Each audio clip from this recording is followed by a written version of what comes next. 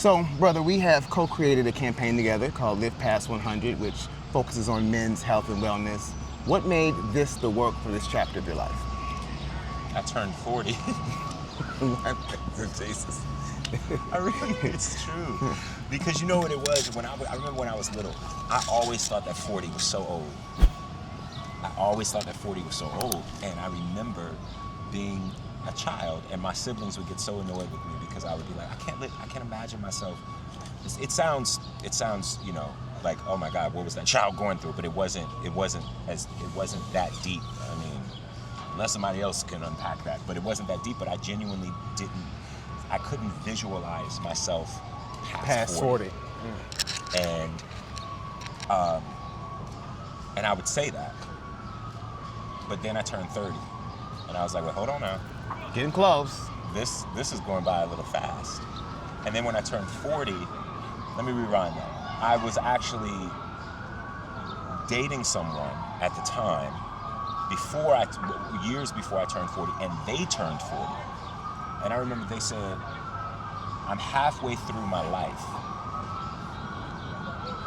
And I said, wait, hold on. What do you mean you're halfway through your life?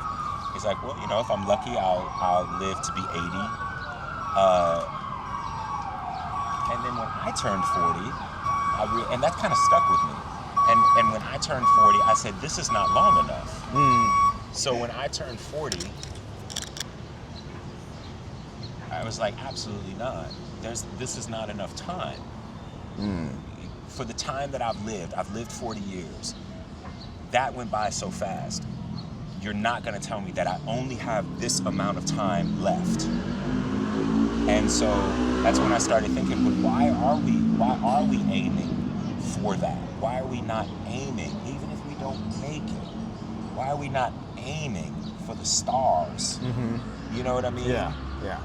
And to me, why are we not aiming to live past 100? Yeah. You know, I think about the people who have almost gotten there, the people that have gotten there, the people who have gotten significantly past that.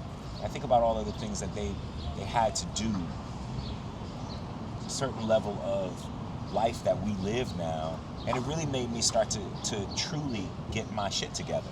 Yeah. Because there are certain choices that you must make.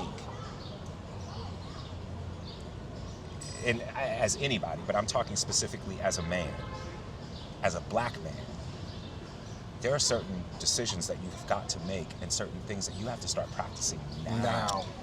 Yeah. At 25, at 35, at 45, 55, now, so that you can. There's a certain level of, I can't be drinking like that. I can't be smoking like that. I can't be eating like that. I can't be partying like that. I got to get my mental together. I can't only worry about my physical so that I can look good naked. Like, I got to worry about my physical so I can look good naked and so I can look good inside out. Yeah. You know, so that I'm healthy, so that I'm working on my mental and I'm working on my spiritual, and I'm making amends with family, and I'm making amends with people who deserve to be made amends with, and I'm cutting off people that don't deserve to be there. I'm cleaning up the mess. I'm controlling the things that I can control, and I'm letting go of the things that I can't. Those are all elements that we've got to start practicing if we in fact want to get past the age that society has told us, you know, we should be conditioned to accept is our age that we're gonna leave this place. I don't have just 40 years of impact left in me, you know, and I don't believe that you or anyone else has only 40 years of impact left in them when they turn 40. So it really is about just trying to inspire us all to be like, well, what do we need to do? There's a certain level of just stress and chaos, I will say. Unnecessary chaos that we often invite into our lives. How do you make sure that you do not? And how do we, you know, change the patterns, change the cycle? Do not let it be the cycle that starts to feed itself, because we're feeding it with unhealthy things. And I'm not just talking about, you know, my love affair with French fries. Or my love affair for a bodega sandwich of turkey, Swiss cheese, lettuce, tomato, mayo, and honey mustard on a roll. Like that type of thing. That's the movement. You know okay. what I mean? Yes. Like, there are things that we've got to think about, got to think about now. Yeah. Now, if we want to see that.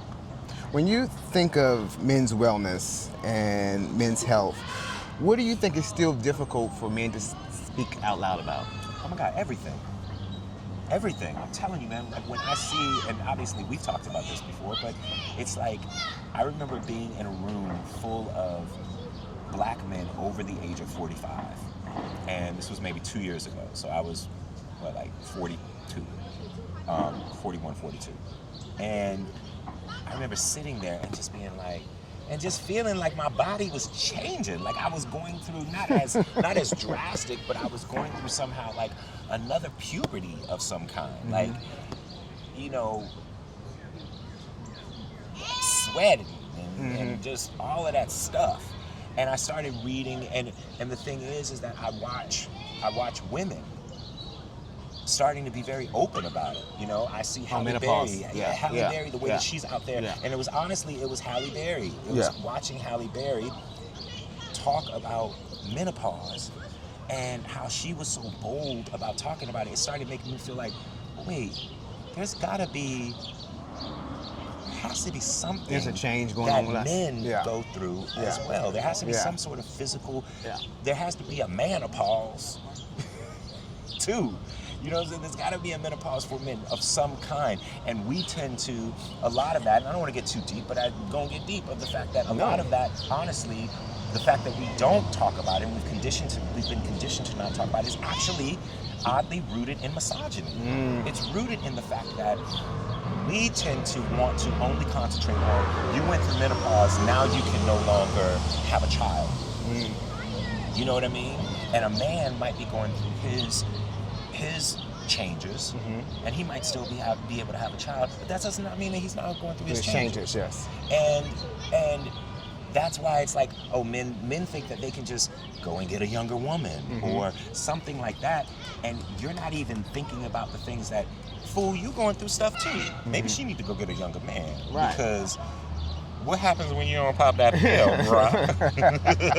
Okay, no, you're 60 years old. What's up with you? Right. You know what I mean? Right. And it's just like, I want to do all of the things for myself now so that I don't get to that point. I want to make sure that my blood is flowing. I want to make sure that I'm healthy. I want to make sure that high blood pressure is not a thing. I want to make sure I went to the doctor and they were like, okay, we need to put you on something like a stat or something like that. And I was like, no, I'm gonna wait 3 months. And they said, oh, it was elevated, but it wasn't bad enough where it was like, you know, whatever. It was confusing. I ain't giving y'all all of my medical information, but you get what I'm saying. And I remember being like, I'm gonna take 3 months to see, and I'm gonna get myself together. I'm gonna eat my cucumbers. I'm gonna eat my white fish. I'm gonna eat my broccoli. I'm gonna do all of the things, and I'm gonna stop being trifling, and I'm gonna get it together. And I don't want to, and that's not to say that if you need to go on medicine or something like that, you need to do what you need to do. Yeah. You know what I mean? But I'm just saying, for me, I wanted to try the healthy way and the how do I say this?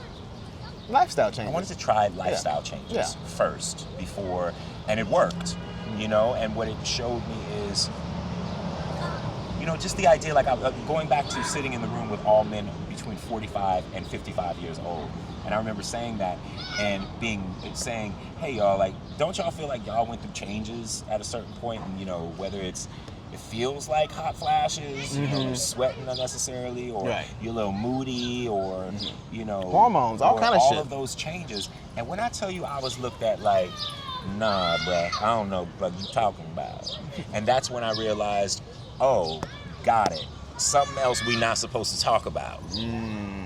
But damn it, we got to talk about it. And so the idea that there were probably 2 friends that I was able to call and be like, yo, have you ever had a colonoscopy? These are conversations that we should be able to have with each other, you know, and important conversations, whether you decide to go down that route of this type of medicine or alternative medicine or strictly health, whatever it is, your choice is your choice, and that you should have that choice, right? But you should know what you are dealing with so that you can make a fully informed choice. Educate yourself about all of this type of stuff. So that's just where it came from. And I remember coming to you with this and being like, and you were like, brother, there's something really there. Like, there's something really there. But I want to just influence and inspire us all to live better, you know, living in Harlem is such a special place to live because you see the counteract and the truth of all of the bullshit that we are fed about our communities, and you see so much that is not true. I literally walk the streets of Harlem every single morning from the gym, and I see all of the black fathers taking their children to school. You know what I'm saying? Like, I see these fathers taking their babies, taking their beautiful little daughters, taking their beautiful little sons to school, and doing all of the things that you're supposed to do. And it's those things that inspire me to know that we're gonna be all right. If you base things on what media says, or what social media says, or what trolls say, then you would never understand just how much we are going to be all right. But we are going to be all right. I believe that. Yeah. You recently directed 3 HIV awareness commercials with Harlem Pride.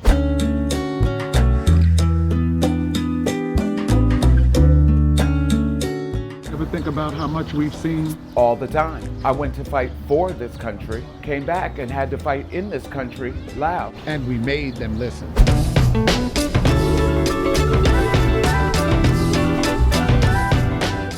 Let me ask you a question.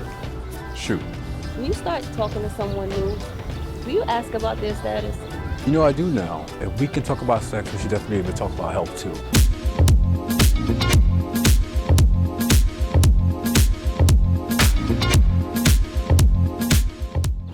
You know, I'm reminded of something I used to say. What's that, Fran? Everybody be having everybody.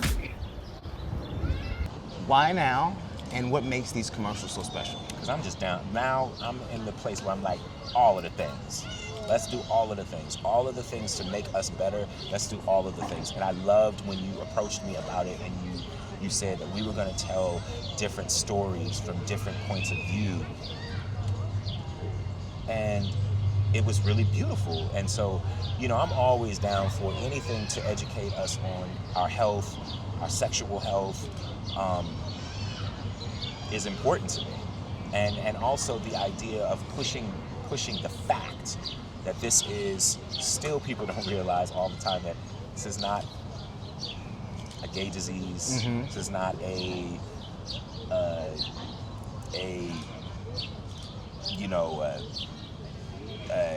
poverty virus or something like that. This is something that we all go through. It does not discriminate, and it's something that's not the sexy thing to talk about anymore because it's been talked about for so many years, but it's still here. Yeah. And I think that it's when you stop talking about it that you see the numbers rise again. Yes. So why wouldn't we take the opportunity when so much is being done to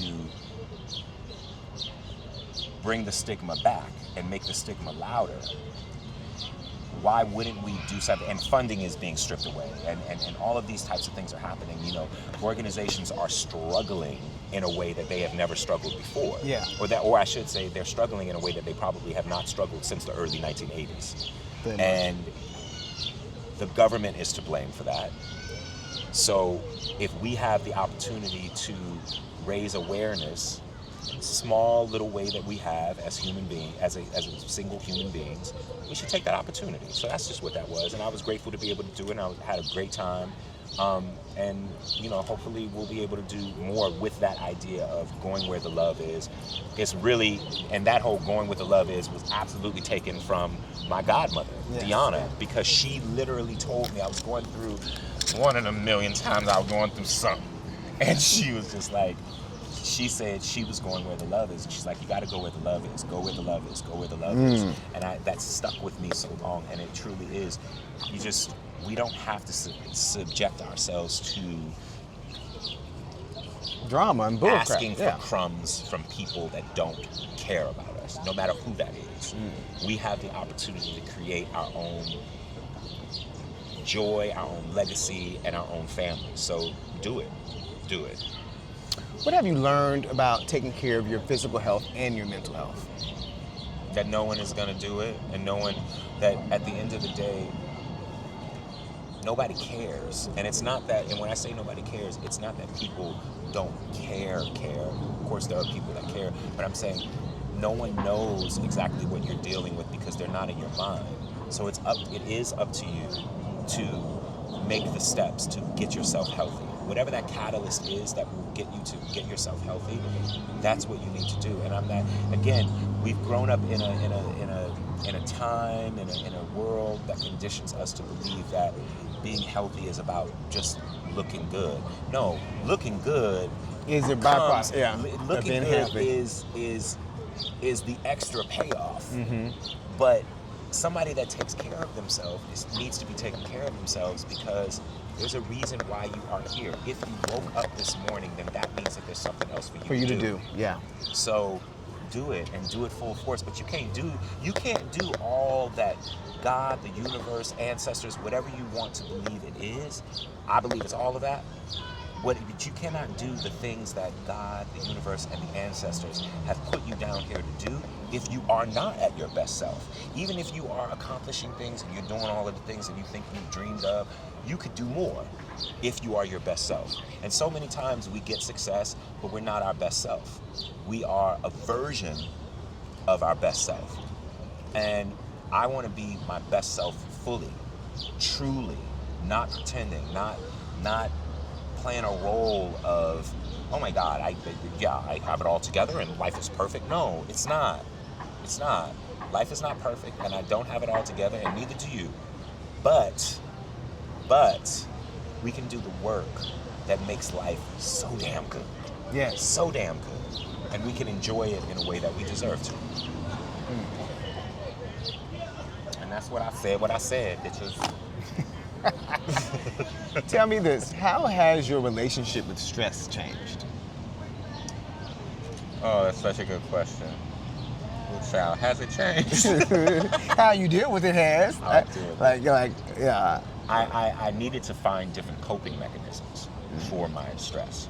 And I needed to find different ways because I'm the type of person, like, I need to disappear sometimes. I need to feel like I have disappeared sometimes. So I need, and sometimes you're made to feel, not just if you're a public figure, like if you're anybody, you're just made to feel like you cannot disappear, but you can. No, got to. You can.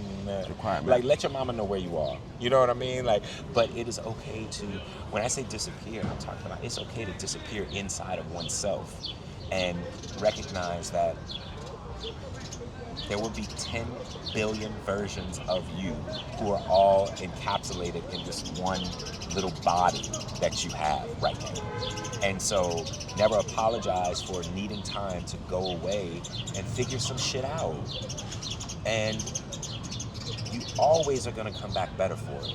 Like, you're always, when you're able to turn off the world for just a moment, it doesn't mean that you stop working. Like, look, we got jobs, we got bills, we got money to make, we got things to do, we got kids to take care of, and family that needs us, and food we gotta eat, and bills, you know, all of those things are real. You cannot check out of life, but you can disappear. And that means going inward, going internal, so that you're not just digesting every single thing that other people think of you or other people believe in, even the people that believe in you. You don't need to take all of that on all the time. So it is, how do I deal with stress now? I recognize that there are things about it that I cannot control, and the things that I can. And the things that I can, those are the things that I'm gonna tackle. Anything else, I don't really know what to do about that. Love that. I don't fucking know.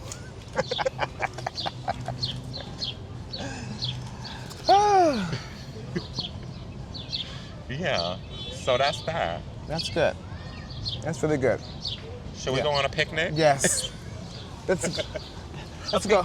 A picnic with no food. We're trying to be svelte for Harlem Fight.